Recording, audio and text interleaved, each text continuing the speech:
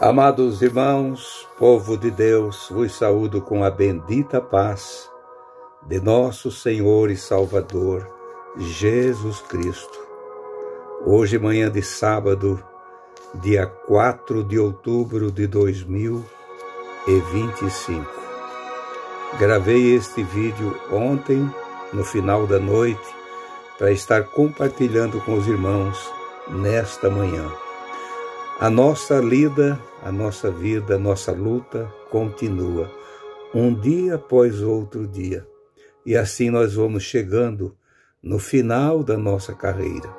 Mas em todo o tempo, em todos os dias, nós devemos manter dentro de nós, como um sensor divino, e atento sempre ao momento em que a trombeta de Deus soar sobre as nuvens, e a voz dos arcanjos, alarido dos anjos, vamos ouvir sobre as nuvens, e o arrebatamento da igreja se dar-se-á naquele momento. Ele virá, como disse o apóstolo Paulo, na segunda carta aos Tessalonicenses, como um ladrão de noite. E todos nós sabemos disso. Já fomos ensinados acerca disso faz muito tempo. A não ser que você está chegando agora e não sabe disso ainda. Precisas estar ciente. Quando Paulo escreveu lá aos irmãos da Tessalônica, ele disse sobre estas coisas, irmãos, tempos e eras, eu não preciso escrever outra vez, porque vocês já sabem disso. Que o Senhor virá como um ladrão de noite. Não é um ladrão, mas como um ladrão de noite, para tirar daqui os seus escolhidos, a sua igreja.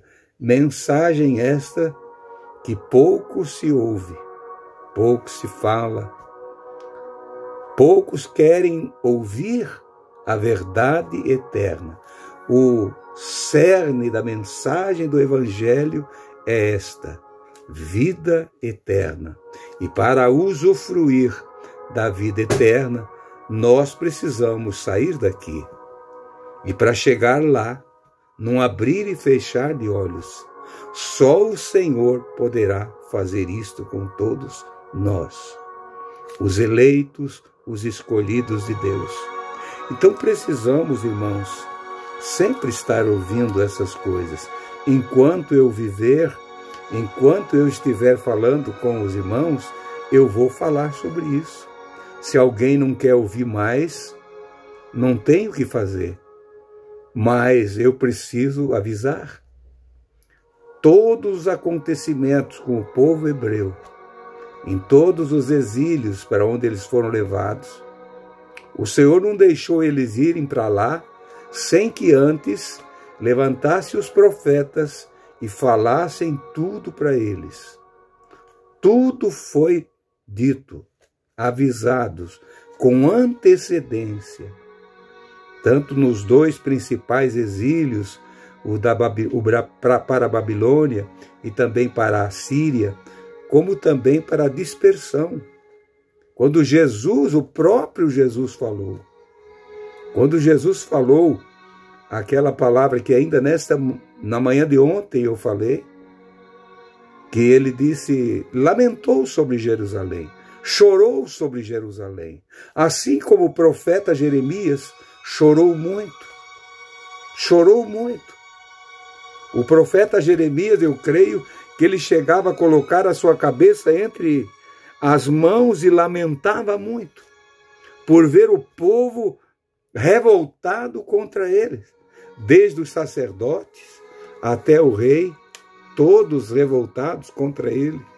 Não davam crédito, ele era desprezado. A palavra do Altíssimo que estava na boca daquele homem era veementemente rejeitada. E ele lamentou muito. Ele chegou a dizer, por que eu nasci? Maldito o dia que eu nasci. Parece que ele estava fora do juízo. Por causa da pressão que ele sofria. Por que que eu não morri dentro do ventre da minha mãe e fui sepultado com ela? Se ele morresse lá, ela também ia morrer. Chegou a falar isso. No capítulo, acho que no capítulo 20 do profeta Jeremias. Então, irmãos, não é fácil você pregar uma mensagem de uma mudança dessa aqui. Agora nós não estamos anunciando um cativeiro ou um exílio, uma dispersão.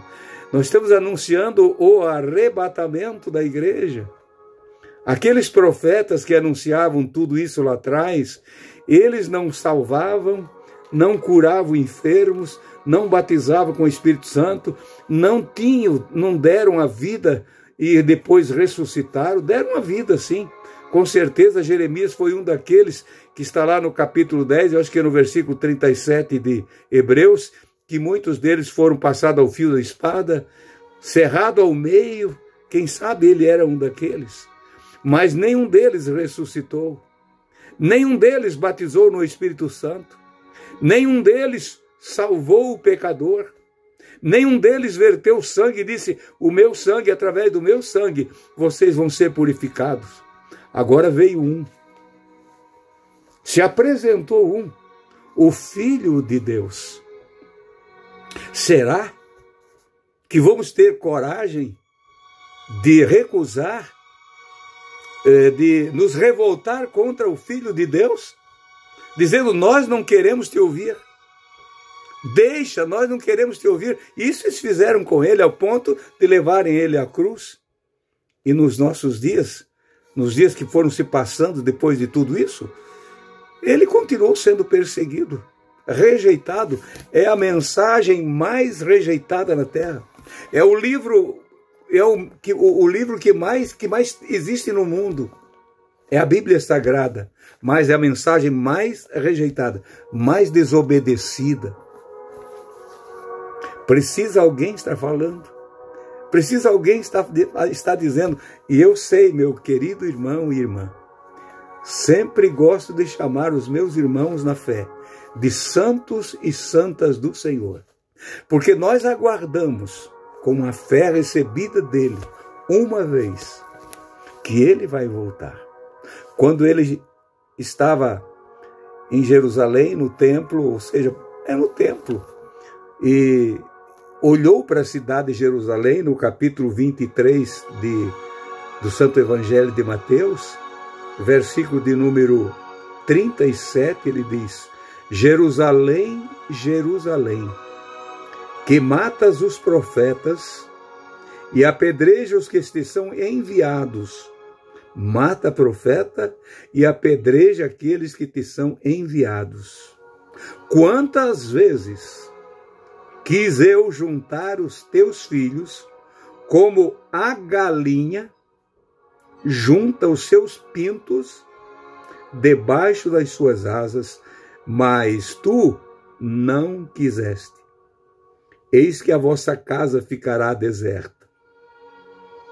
Porque eu vos digo que desde agora não me vereis mais, até que digais, bendito é aquele que vem em nome do Senhor. Irmãos, essa comparação, que não é uma parábola, mas ele disse a coisa que ele conhecia no natural.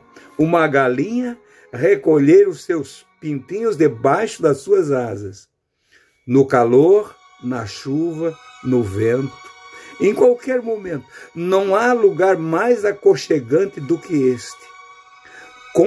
Eu ouvi um irmão testemunhando, aqui na nossa região, tinha um irmão que morava e tinha uma roça, criava galinhas, e uma galinha desapareceu do terreiro, ela foi para o mato, pôs os ovos lá e chocou lá, e ela não aparecia. E ele colocou fogo num pequeno roçado, e quando o fogo passou, ele foi ver, ele viu uma cinza diferente, ele viu que era uma galinha queimada. Ele disse, onde estava ela? Ela queimou. E quando ele juntou aquela galinha morta e queimada, torrada pelo fogo, todos os pintinhos também estavam torrados, mas debaixo das asas dela. Entenderam? Ela não deixou.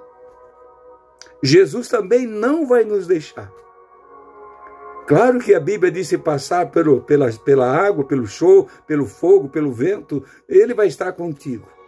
Mas daquele fogo que virá para destruir a terra, o mundo vai ser destruído e o lar eterno está preparado, mas enquanto estiver aqui, como esses pintinhos debaixo da asa, não há lugar mais aconchegante para eles do que abrigados ali do vento, da chuva, como já falei, de toda a tempestade.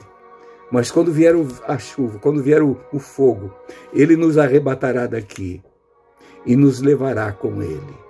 E estaremos para sempre com ele. Amados irmãos e irmãs, que Deus os abençoe. Valorize a palavra do Senhor. Valorize a oportunidade que Deus está te dando. Nunca vai negar para você os seus benefícios. Fiquem todos na bendita e santa paz do Senhor Jesus. E até amanhã, querendo o Senhor.